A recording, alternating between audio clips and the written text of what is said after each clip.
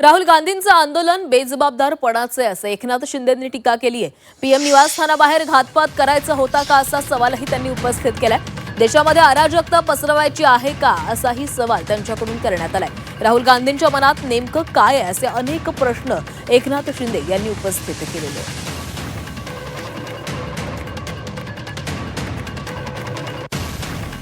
राहुल गांधी यांनी विरोधी पक्षनेते एवढे जबाबदार पदावर असताना कालचं जे आंदोलन धरणं आंदोलन अतिशय बेजबाबदार पद्धतीचं आहे। ज्या ठिकाणी तुम्ही आंदोलन करू शकत नाही त्या ठिकाणी तुम्ही विरोधी पक्ष म्हणून तिकडे जाता आणि लोकांना आवाहन करता इकडे या म्हणून। म्हणजे काय तुम्हाला करायचं होतं? प्रधानमंत्री निवासस्थानामध्ये काय घातपात करायचा होता काय? काय तुमच्या मनामध्ये होतं? या देशामध्ये अराजकता पसरवायची आहे का तुम्हाला?